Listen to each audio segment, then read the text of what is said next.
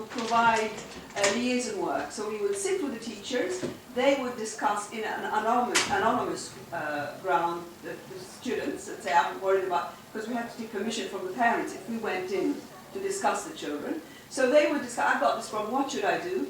And without mentioning the name of the child, would say, maybe try this out, try this behavior program, or do this reward. And sometimes they take it on board and work on it and don't bring it back. And sometimes they have tricky cases where we would say, I think this case should be referred to us. So they would then get permission from the parents and would refer the child to us. So in a way, it was a good way of using resources because it meant that they didn't have to refer every single child they were worried about.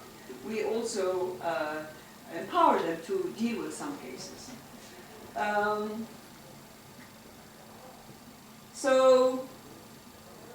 So we can, I'm just going through some slides. So what can schools offer? They can provide programs to promote social and emotional development. And like the program actually that Ferdi had, the teachers can provide that, that's great. And providing services that intervene as well. So intervene with anxiety problems for individuals, how to cope with anxiety, and emotional problems. The research indicates that integration of wellness program within schools can provide valuable mental health care to school children. And so mental health in schools includes students with diagnosable problems, therapy and behavior change, and connecting community mental health providers to schools. Now, we need to build the capacity of school staff. So, what are specific issues, for example, that school can address? Bullying is one of them. Some schools are very firm with having zero tolerance to bullying, and that could be addressed in school assembly, when the children all have an assembly once a week at school, where somebody talks, one of the teachers talks about the school, and if bullying is reported, it's taken very seriously. And helping students cope with pressure of exam testing. I know some schools I work with, they have very high standards. They really don't care that much about the emotional state of the children. They're so academic, and some children go under and they have to, parents decide to take the children out of school. So I think these, looking after their well-being is very important, especially in under exam pressure. Now I really like, I know Ferdi mentioned using the Strengths and Difficulties questionnaire, and that was developed by my colleague Robert Goodman at the Maudsley. I can't emphasize more how lovely this questionnaire is. It's free, downloadable on the internet, and it's available in Arabic, in French, in English, in lots of other languages. So, because sometimes as a clinician I don't have time to go to schools to find out about the children, but actually through the questionnaires, to the teachers, and you can use it in Arabic, give it to the parent, and I usually tell the parent, bring it back next time to the clinic. And I'm quite, in Dubai, for example, where I'm working, teachers really give their time to make notes, and to make their observations. And if I put the child on medication, send a questionnaire again, they actually write back, oh, he's fantastic, he's doing so well. I've never met that teacher face to face, but I got feedback, and they know I'm communicating with them. So I put up the strength and this is the T for teacher, that's the English form, and that's the Arabic one for teachers, and then there's also one for parents, and this is the self. This is for young people to write about themselves, to fill the questionnaire themselves.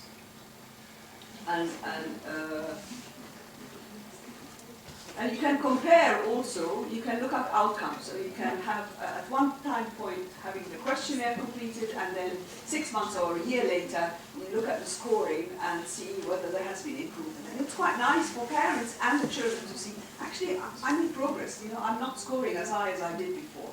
So it's a nice way of getting feedback. Now, exclusion is another one, and I know my colleague Tamsin Ford, she did a lot of work regarding school exclusion. Excluded children can develop a range of mental disorders, such as depression, anxiety, as well as behaviors. And the impact of excluding a child from school on their education and progress is often long-term. Now, I dealt with children with ADHD plus conduct disorder plus oppositional defiance, so it wasn't uncommon at all to either have them excluded or expelled. They're not allowed to go to school, and then they're home for 3 to 4 months until another school is found, and it was disastrous. And I was living in an area where they have gangs, so it was a very good opportunity for that child who hasn't been in a gang yet to join a gang and learn more difficult behavior. So,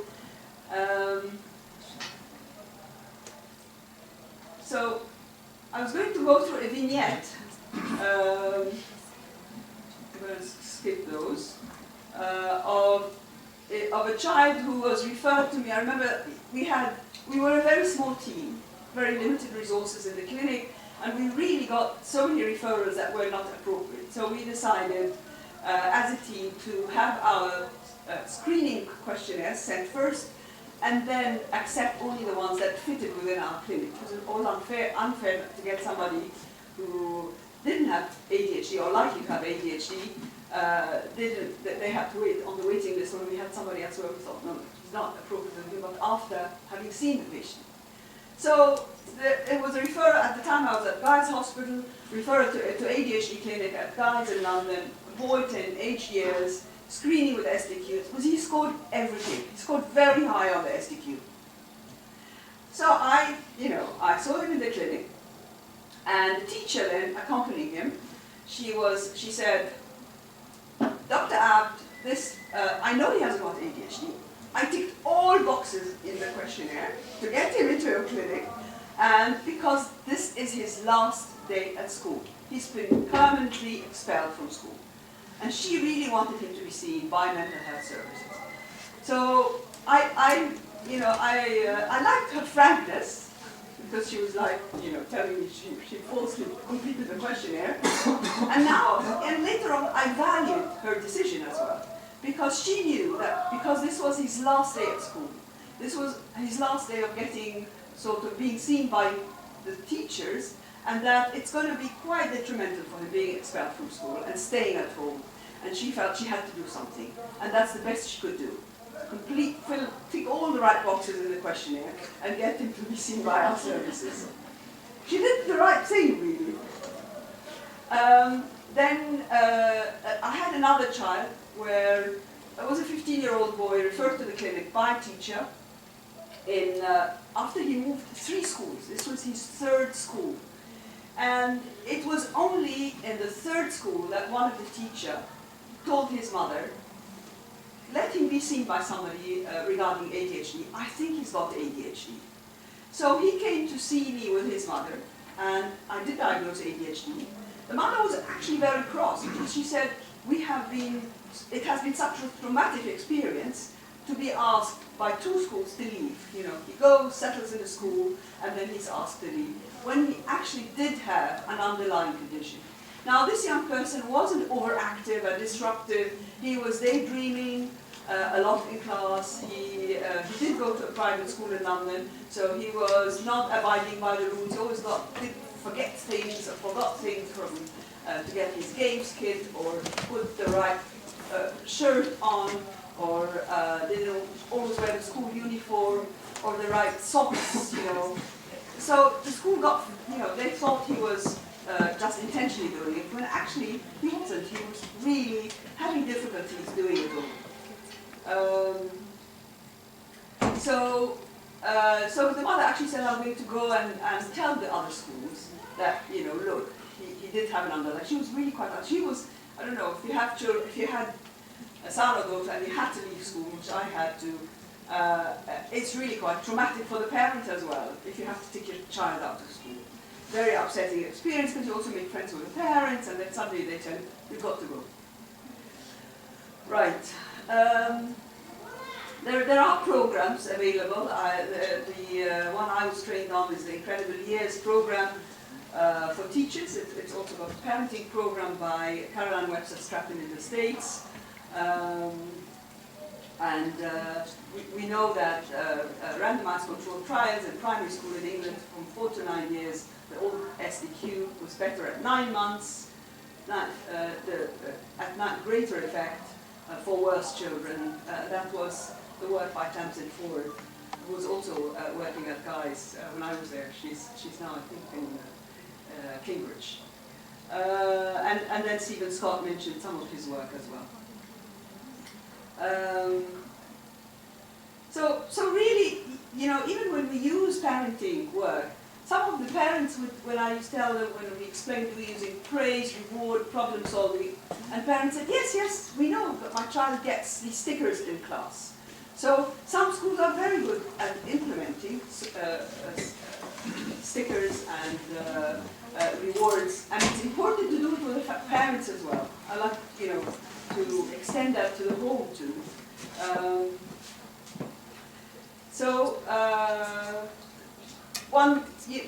I think you have a teacher's guide for the research, which is very helpful. Psychoeducation regarding ADHD for schools. I have a handout for schools, and which I did with Professor Eric Taylor at the Maudsley, one for school and one for teachers, for parents. And we have a book, the same guide actually includes classroom management for ADHD. And that includes, for example, sitting at the front of the class.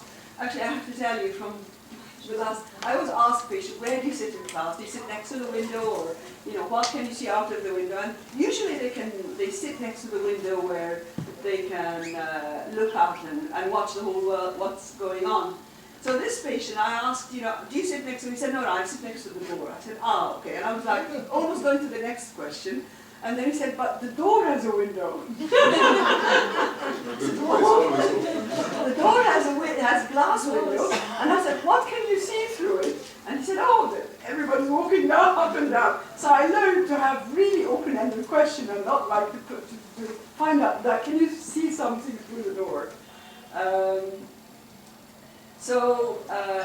School activities can help in school assembly, you know, making announcements, or having school clubs. I think school clubs are very good as well and help children, you know, work together. The other vignette is a 12-year-old boy referred to clinic with motor and vocal tics. He actually had Tourette syndrome. And for this boy, he had motor tics and vocal tics. And the children in class, he would make these noises in the middle of the class, and he's had movements as well. So I arranged to have a meeting with the teachers, all the teachers, just to explain about Tourette. And I also, because he was 12 years old, he was very sensitive to everybody making comments. I also sat him down and we rehearsed what he's going to tell other children about the motor and vocal tics. So it's almost like a learned phrase of what he's going to say. Rather, you know, so he might say something medical, I'm seeing somebody for it. Rather than, you know, giving a re-explanation or saying it's Tourette syndrome and they go and look it up and Google it and teasing even more about the Tourette word. So he's really teased and he's been reprimanded at school at the beginning. So really need for psychoeducation for teachers and pupils, and need to develop strategies for the young person on training what to say. Another vignette is a 15-year-old with severe OCD. He avoided going to the toilet because at home his mother cleaned him. She had a bit of OCD herself, so and it had to be with water and it had to be with a wet toilet paper at home. So he was actually referred to me by the pediatrician because he presented with severe constipation, abdominal distension, and would avoid going to the toilet altogether at school. So we have to discuss that too, how to be able to go to the school toilet. And another 9-year-old who has been harassed in the toilet. He was actually taken to the corner by older boys in the toilet, and was really very scared of going to the toilet. So we again had to discuss with the teachers of having maybe somebody go with him from his friends to the toilet initially. I had a boy with 12-year-old with social communication disorder, and he found break time very difficult because socially he was really having difficulty. So again, communicating with the school, saying maybe we should, out of 5 days at school, 3 days he can go to the library, just to save his space, so he can do something in the school library and not have this tension of what am I going to do throughout the break time. So it is important to work in partnership with the school, and the more they are aware of the condition, the more they will help as well. But if they're ignorant, they won't be able to help. So I think, I think my time is up. I have lots of vignettes. And the last one maybe, a 9-year-old girl with a school refusal, severe anxiety, not wanting to go to school at all. Mom had recently diagnosed breast cancer. She was worried about leaving her mother at home, she disappears. And we had to work with the schools of, it was graduated exposure to the school situation of mom sitting outside the classroom, then sitting in the car, until mom was able to take her and leave her at school. But she had really severe anxiety, and the school were very good at working with us. A girl with severe gross motor coordination difficulties, and again having real difficulties in her swimming lesson to change clothes very quickly. And it did break my heart. When she came to the clinic, she said, you know, I put my swimming costume the night before I go to school, and then put the school uniform. So when she goes, she's not left behind, and everybody's gone to the pool, and she's still changing her clothes. So it is important to negotiate with the school and with teachers to come up with ideas also that implementable at school, not by the clinician. Because I might suggest some things, and I had one girl with OCD where we put like a sand clock in front of her to start writing, you know, rather than counting 10 times, 8s, and then she starts writing. And then the teacher didn't like it because everybody else was looking at it in classroom. So some of the solutions you have might work at home, but they're not really good for school. So that's why I think having partnership with the teachers is really quite important.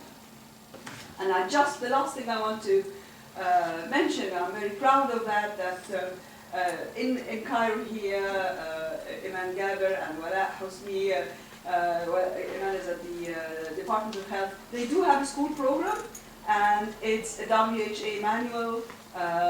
It's been well developed. It's really nice to have a look at it. And these are instructions in Arabic for the teachers. And I don't know if they link that to some research or not, but that would be quite nice as well, I think, to link it to, like you did with research. But it's a work between the Ministry of Health, Ministry of Education.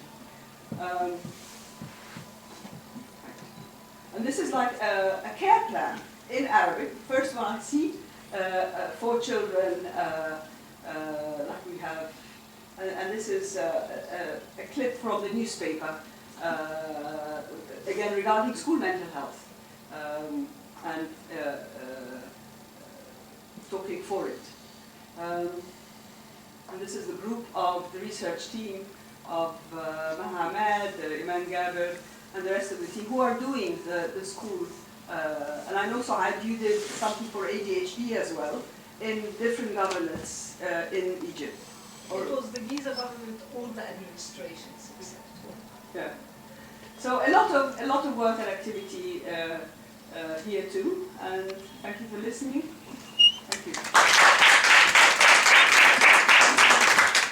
Well, thank you for weaving a rich tapestry of clinical experience into a really